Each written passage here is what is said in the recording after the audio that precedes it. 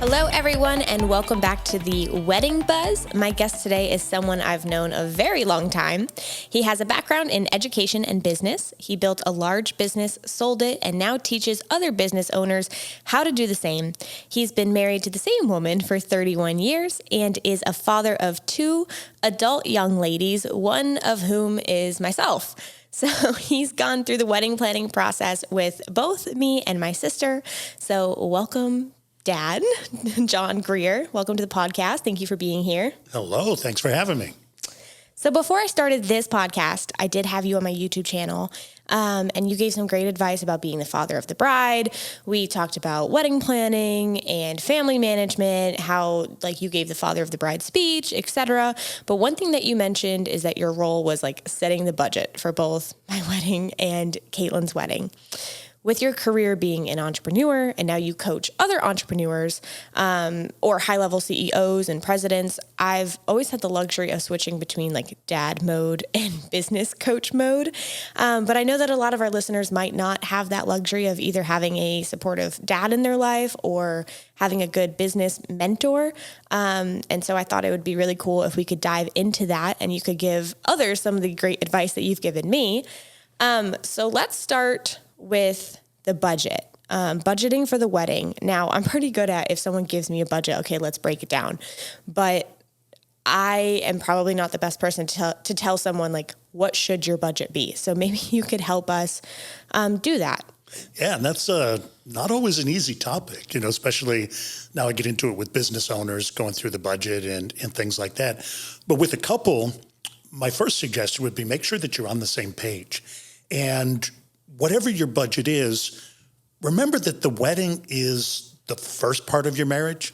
But in my case, I've been married 31 years. So yes, it's the first part, but don't kill yourself financially for the party because you're going to find out really quick that the hard work starts after the wedding. The wedding is the fun part, the great part. It's all exciting. But don't kill yourself on that because you just put yourself behind the financial 8 ball, so to speak, for, in some cases, a long time. Mm-hmm. So the average wedding is about $28,000. Some weddings are in the $200,000, $300,000 range, but then there are plenty that are going to be about $5,000. So how should people know where they fit in? What is a healthy way to figure this out? And then I know some people put stuff on credit cards. What would your advice be on that? Yeah, and that's a great topic. And again, it's kind of wide open. So what I would do is make sure that the couple together has the ability to sit down to talk through what this is, what their plans are, what's ideal for them. And what's ideal for them may not be exactly what's ideal for me. In my world, I tend to focus more on the budget first, and then what can I do for that budget? I'm not a big fan of putting things on credit cards where people are going to have, 18, 20% interest rates that they're going to be paying, simply because it's going to take them a long time to be able to pay that back. Mm-hmm. Typically, when a couple's getting married, they're going to have the party, they're going to have the honeymoon. That's all great. But then the next thing is, where are they going to live? Younger couples, perhaps, are they going to have children? Things like that. So if you're still paying off, in many cases, student loans, and now you've got to pay off a wedding on top of that, it really just puts people in a position where they're could be struggling for many, many years to be able to pay that off. So back to your question, what's the right amount of money to spend? I can't give you an exact amount, but what I would say is if people could focus on a budget that's within their means, mm-hmm. it's going to make them much happier in the long run. Don't forget, nobody wants to talk about this part when you're talking about the wedding, but most of the time in a marriage, a lot of the fighting that comes up or disagreements revolve around money. So if you put yourself, again, way behind before you even get married, it's going to be a harder hole to dig out of. Yeah. And I know on this podcast, we talk a lot about the wedding planning, but that's, something that a reason why I wanted to have you on today and talk about that is because the wedding is just one day. The point of the wedding is that you're starting a marriage, and starting a marriage on debt, credit card debt and whatnot, just because you threw this whole huge party is probably not worth it. Even though I love a big wedding, it's just not worth going into that debt and starting a marriage because it's just not a way to start. It's something that I wanted to talk about a little later on, but I guess I'll touch on it now, is that a lot of people say, I could never go into business with my family. I could never start a business with my partner, etc. But when you're married, you're in business with your partner, which I'm sure you can talk on this in a whole bunch of different ways. Sure. Because you've been in business with family, real business with family, but then a marriage, everything that you spend or every financial decision you make is going to affect your partner, and everything that they do is going to affect you. And you're essentially in business. If people go buy a house together, you're in business together. So what would your advice be when it comes to that? Because you've been married, so all of those financial decisions, you're my dad, so I hear about all of the financial decisions that you and mom are trying to make together. And then your business was with your twin brother. So what do you have to say about that, of navigating? Well, actually, at one point we had, I think it was 7 family members working in the business at the same time. So I can tell you that's not always easy. People think, oh, great family business, but there are a lot of struggles with that. I think the number one thing for people would be communication. We see this in business all the time with married couples. Sometimes the husband does the finances. Sometimes the wife does the finances. It doesn't really matter who's doing it. But my suggestion is to make sure that both people are on the same page, so that they at least know what's going on. It helps with the trust factor. It helps with, identifying certain things that are going to be priorities. Sometimes you end up with situations where, okay, I spend $500, so now the other spouse wants to spend $500. And that's great if you have the money, but if you don't, maybe talking that out in advance as to how you're going to handle that would be a better approach. So realistically, for people who are about to get married, my suggestion would be have these discussions before you get married and figure out what those priorities are. For one, the priority may be a big party, which that may be fantastic, but then you may have to maybe forego a little bit of the honeymoon or keep that more within budget. For other people, the priority may be a smaller party, smaller wedding, but having enough money for a down payment for a house. So again, one is not right, one is not wrong.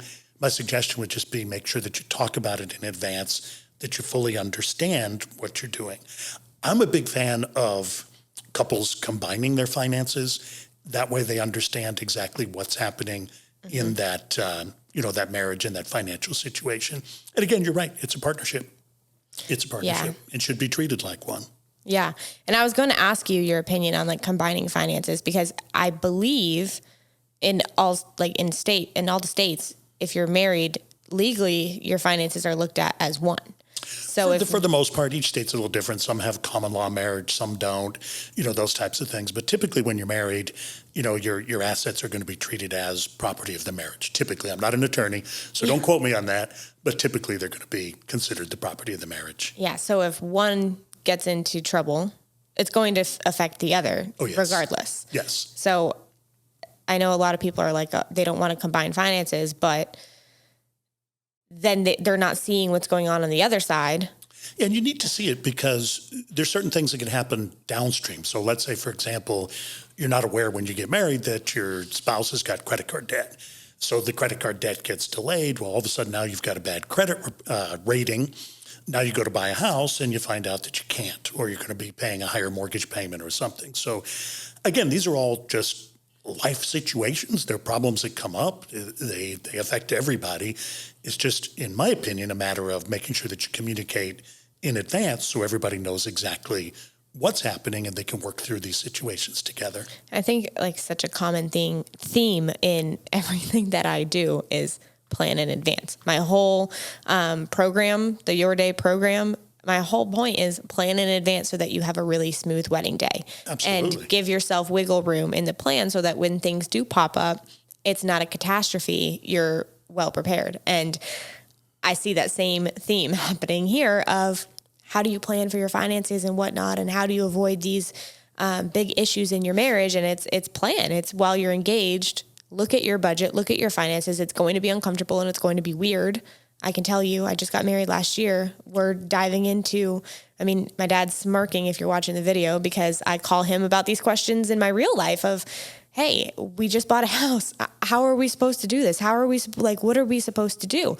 But I think it's important. That's why I wanted to have you on and talk about it, because I guarantee I'm not the only one that's, learning what it's like to be married, what it's like to own a house. And a lot of the time, everyone's doing it at the same time.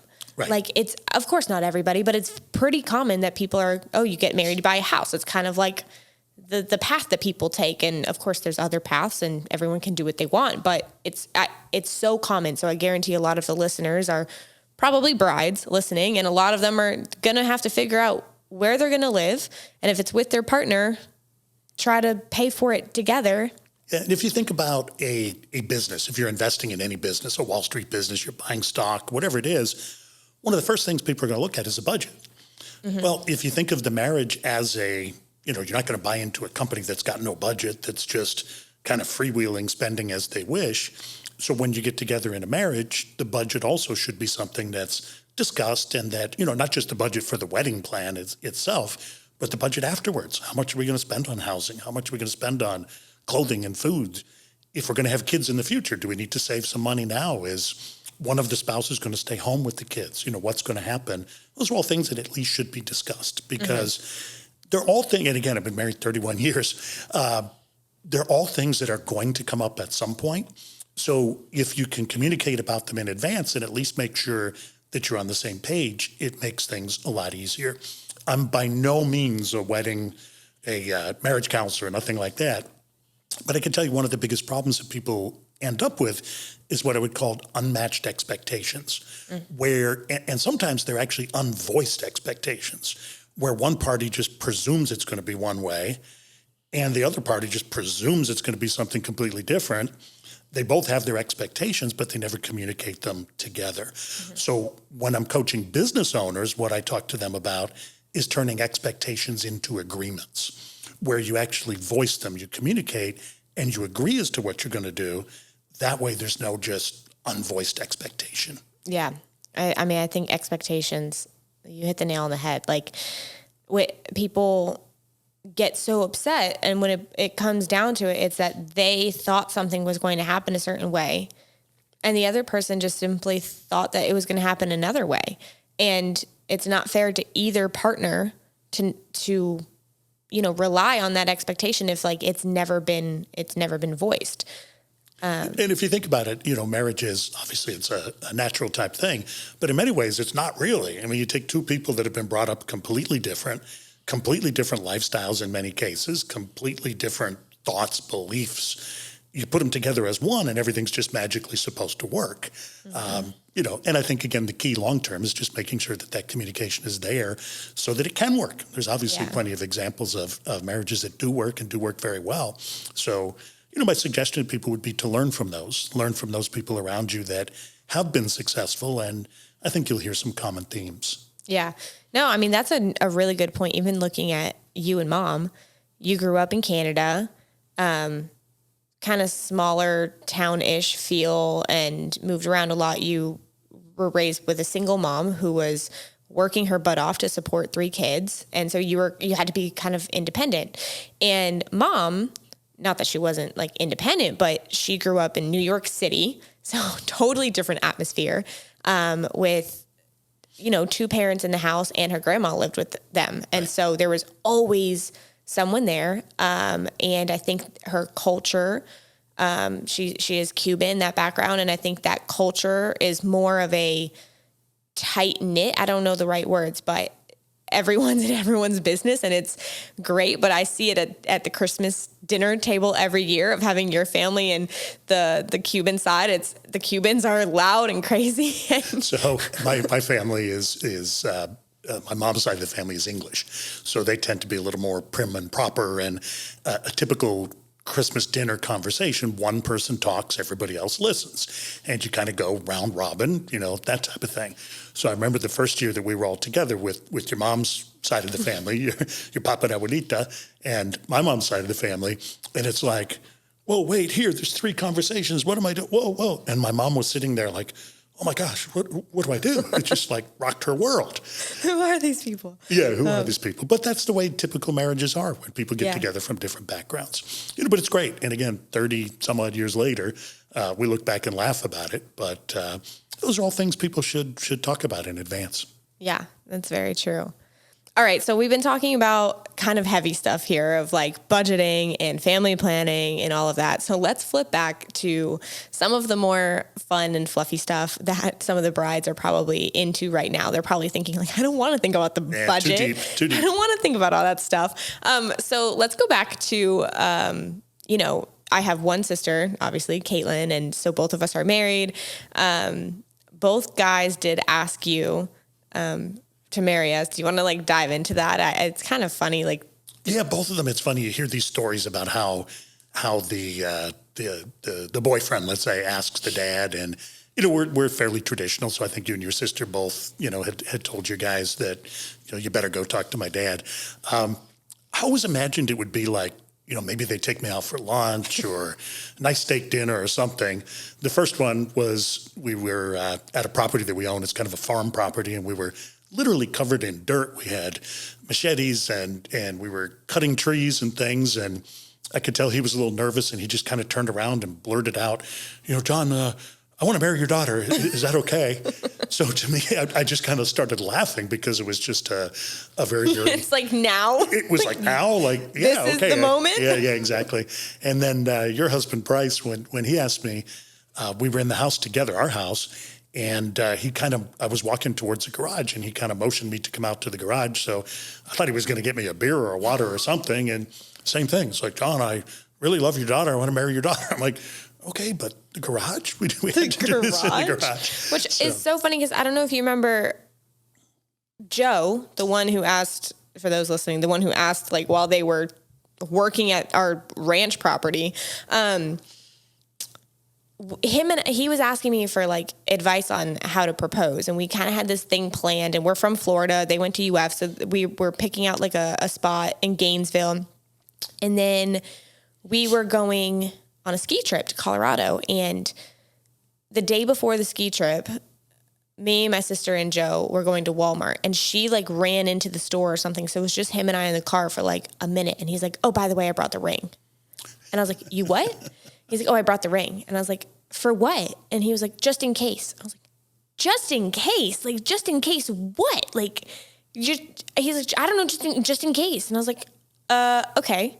So then we're on this ski trip, and he's like, oh, I hid it under the sink upstairs. I'm like, okay. And one day we planned like a snowcat ride up to a really pretty restaurant at the top of the mountain.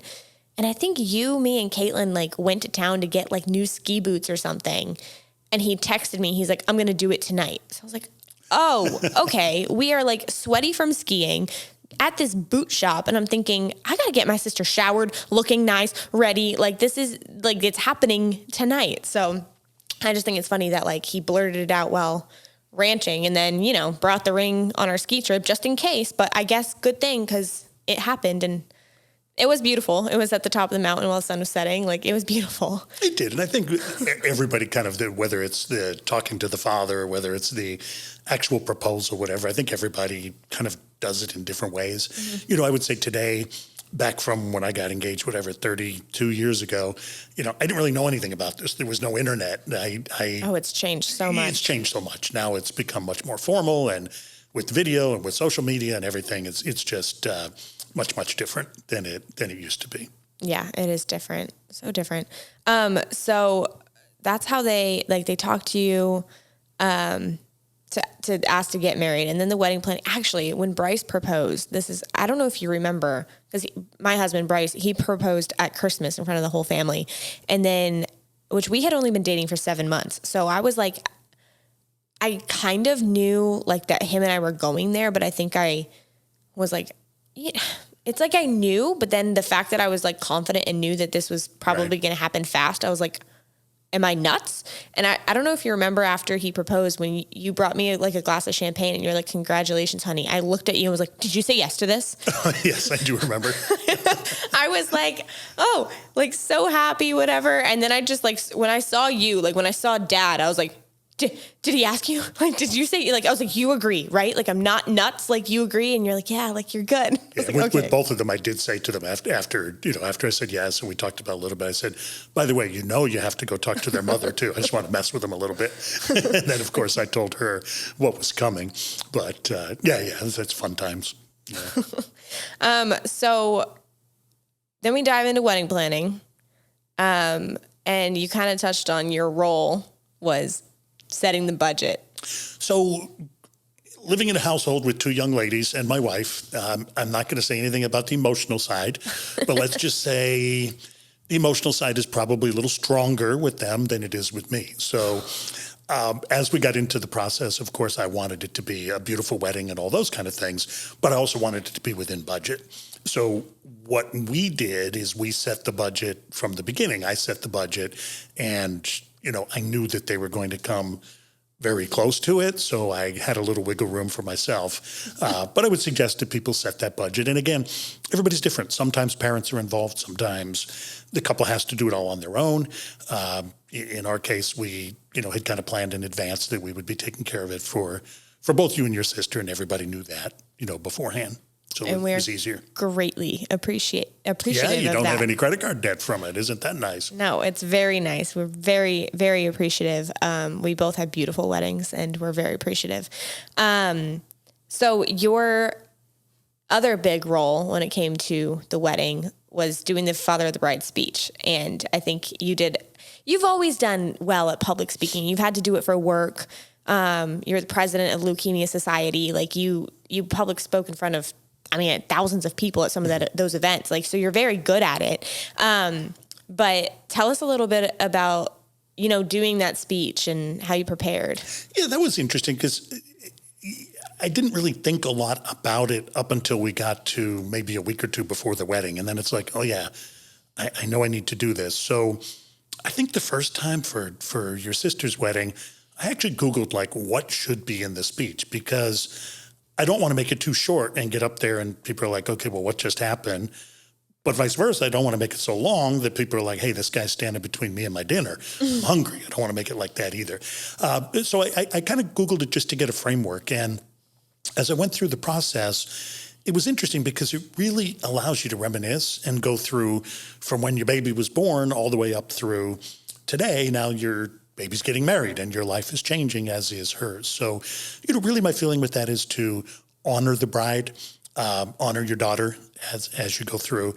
Sometimes I've seen speeches where people, completely make fun of the groom or bring up ex-boyfriends or girlfriends and things like that. And I'm not really a fan of that. I'm not a fan of that. I think it's about, for a couple of reasons. One is obviously it's embarrassing to the people, but number two, half the people or 3/4 of the people at the wedding have no idea what you're talking about. So make it entertaining, but key thing is to honor.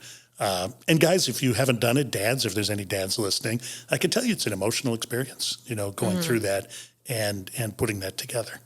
Yeah.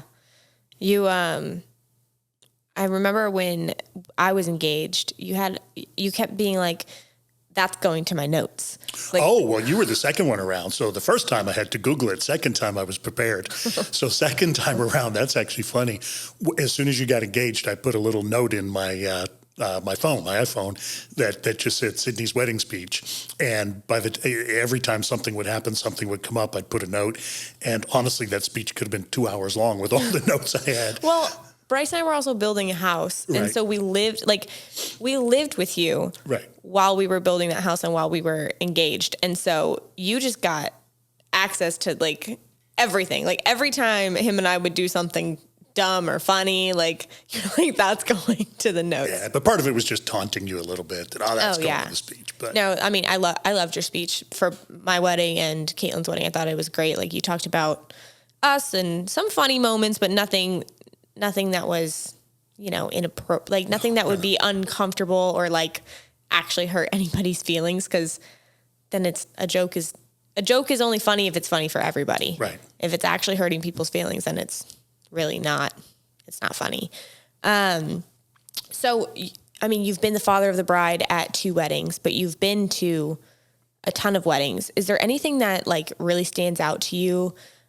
Whether it be maybe something we did at our wedding that was good or bad, or just something I remember when we were picking out, the bar package for our wedding, you were like, no, I want the good bar. And at my wedding, we did some extra entertainment things like the confetti pop and we did CO2 cannons. I don't know, as a father of the bride or as a guest, is there anything that stands out to you that you'd think was really good or like that people should avoid? Yeah, in my opinion, again, what people are going to remember from the party is they're going to remember the food. Most wedding food doesn't always have the greatest reputation. So, that's one area that I would make sure that you kind of take a look at the budget, make sure that's good.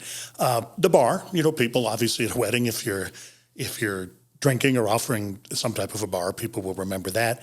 And typically the music, the party, whether it's a DJ, whether it's a band, those are the things they're going to remember.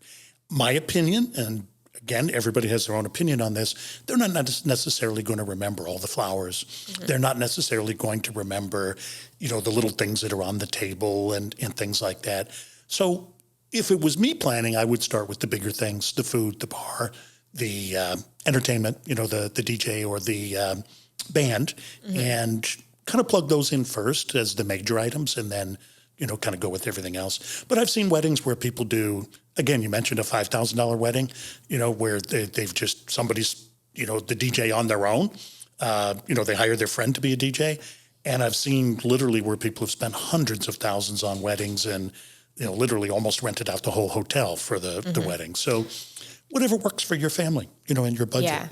I mean, it's interesting. That just brought up something that's interesting is that you really have some friends in all financial brackets. Like you really have friends that are, very broke to billionaire and just about everybody. Yeah, in you between. really, and like with being an entrepreneur, and like I said, you were the president of Leukemia Society. You've been to some like very big events, whether it just be a wedding, but like big events. And what's interesting is that the things that you remember from all of them, I mean, of course, like the huge fancy black tie ball gowns and whatever probably have some cool entertainment factors that the backyard barbecue wedding are not going to have. But what's probably going to be the most memorable out of all of them is exactly what you said, the food and your experience. Like, did you have fun? And of course, when there's a big display of flowers or this or that, it's about a 10-second, whoa, and then you move on. And so if you can afford it, cool, that's great. But if you can't afford it, don't break the budget on those types of things. Make sure that people are going to have fun, like the music, the DJ, the MC, and then the food. People like food and they like the bar. And you asked me about weddings. I could tell you about one that I'll never forget that I actually wasn't at the wedding. I was outside of the wedding venue, and there were 2 4-wheelers out there, and they had like cans attached to the back and just married signs. And it turns out the bride and groom had actually met 4-wheeling somewhere. So they decided at their wedding, as their, whatever you call it, their go away or leaving. Their send-off. Their send-off, thank you. I don't know the terminology here. But for their send-off, exit. They wanted their grand exit. They wanted to ride their 4-wheelers out. And I thought it was cool because it wasn't necessarily something that I would do, but it was something that they wanted to do that was memorable for them. And they didn't need to spend $5,000 on a car that they're going to be in for 15 minutes. So, those type of things. I would say everybody, do what works for you. I remember our wedding because, I did have the fancy car drive us away. We had the Rolls Royce, but the driver was like, our hotel that we were staying at was on the same property as the wedding. So we're driving away and he's like, do you want to go anywhere? And I was honestly so tired and I wanted that stupid dress off of me. Like I had a lot of beading on my dress and like under my arms was bleeding. And I was like, no, like I just want to get out of this dress. But I also felt kind of stupid of like, we're in this fancy car. And he's like, do you want to go anywhere? But I was like, honestly, no. And to be honest, the back seat of that like classic Rolls Royce is not comfortable. No. And those are, again, the things that, again, when it comes to budgeting up front, just look at those things because they look great in the pictures. But in reality, whether you do it or you don't do it, those are the type of things that are fairly easy to trim out. And nobody knows what you could have done. They just know what you ended up doing. Yeah. Very true. Very true. So I ask everybody on here, do you have any wedding day horror stories? So I have one. And again, this is not a wedding that I was at. And this one was actually terrible. It was on our honeymoon, your mom and I, and another couple that we were with was telling a story from a recent wedding they had been at. And, the cards, everybody has cards with money in them and that. And the father of the bride had collected all the cards and put them in his jacket pocket. And they went back at the end of the night. He'd left his jacket hanging on a chair. And he went back and all the cards were gone. Somebody had taken all the cards. So as crazy as that is, it actually turns out it was a family member from the groom's side. They had it on video. Somebody else had it on video that was taken. So again, not necessarily a great story, kind of an interesting story. But if you're collecting cards, you may want to make sure that they're in good hands. In good hands. That's crazy. I mean, you would think that the people at your wedding are your family and friends, loved ones, and then nobody would do that. But unfortunately, things happen. They actually make card boxes these days that are locked. So it has a key, and obviously only you guys have the key. So once a card goes in it, nobody can take it unless they steal the whole box, which would be probably pretty obvious. But that stinks. Yeah, so that's probably the craziest wedding story. I know it's not a great story, but that's probably the craziest one. It's crazy because it's not like, oh, the wind came and blew everything over, but it's sad because it's a family member and all that money, and it's all the money, and then now you're starting off kind of on the wrong foot, with the other family members. So yeah. Okay, well, on a lighter note, what's one piece of advice that you have for our listeners? We kind of talked about it, but again, the communication, I would say, is probably the biggest thing. It's, regardless of what anybody says, marriage is not easy for everybody. Mm-hmm. It's something that requires a lot of give and take.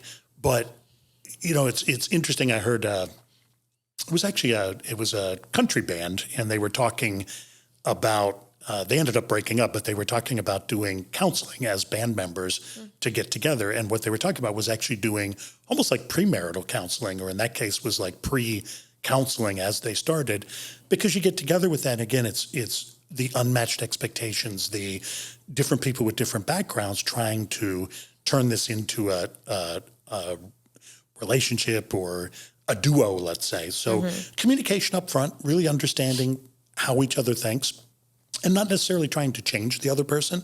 A lot of the time when we get into conversations, we try very hard to convince the other person to come around to our way of thinking.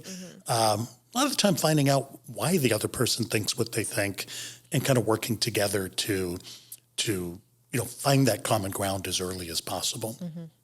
I agree. And I also, what you said, like when you understand why the person is how they are, it just helps you understand and be more compassionate. We actually did this at work. You had all of, which I worked for the family business. I was one of those, 7 people that worked there. But you had us take personality tests, and I forget exactly what it was, but it showed all of like our team where on this map we were and like how we operated. And everyone at first was kind of like, is this going to be accurate? And then it was spot on. It was like, I don't want to say names, but like Bobby is definitely I think it was like a letter, but like he's definitely going to be on that side, and someone's definitely going to be on that side. And when you look at it from that perspective and you understand like, wow, that's just how their brain works. Like they're not doing this because they want to be annoying. Like that's really how they think. And so if I can provide them with a little bit of confirmation or affirmation, or like if I could give them this, they're going to be able to I'm going to be able to work with them a whole lot more. Like they need this. So if I can give that little piece to them, they can work with me. And on the flip side, they might understand, it's why I talk so much, or like, because that's how I process things. Sure. And, it's just like a give and take, but the same thing happens in marriage. And, something that, it's kind of what we were talking about at the beginning of the podcast, but the wedding, the engagement, everything is like so shiny and glittery, and it's like in movies, everything's supposed to be perfect. And then after the wedding, you're supposed to be in this honeymoon phase. And for some people they are, and like, hopefully it stays fantastic. But the reality is that it's like you're going into business together. And so it's kind of this high, and then it's like, okay, wait, now we actually have to do life together and really combine things. And so just like what you said, I think is great advice of, plan in advance and have the expectation in advance of, wait, how are we going to tackle it? Because although I love talking about the wedding and big shiny parties, like the reality is that you're working on a marriage. You're celebrating this marriage, this partnership, that is a lot more than just a shiny party. So I appreciate your advice. And 100%. And we used, in my work situations, we use something called the Profile XT, and we use a DISC profile. Mm-hmm. But what's interesting with a marriage is a lot of the time people will say that opposites attract, which is awesome. It's true.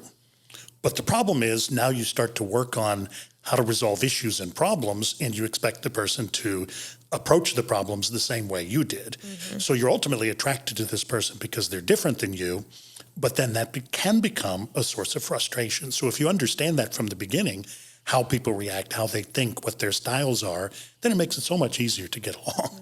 Actually, Kathy Thomas, who was the photographer at my wedding, and I consider her like a friend, a mentor. Sure. She's fabulous.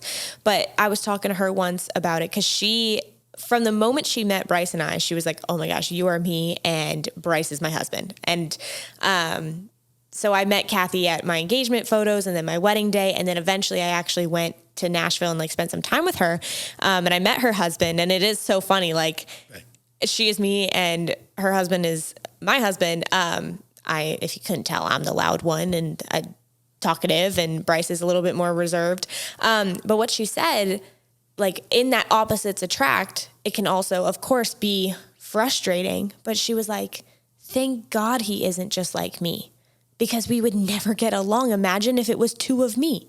And she's like, thank God I'm not just like him, because if it was two of him, it would not, like, certain things wouldn't get done and this and that. But if it was two of her, they would be committed to a million things, because she's, she's more outgoing and sure. Is all, I don't want to say all over the place because it's in a great way, but she's that bold one. And she's, so that piece of advice I think was so good, because it's like, yes, opposites attract, and it can be a beautiful thing.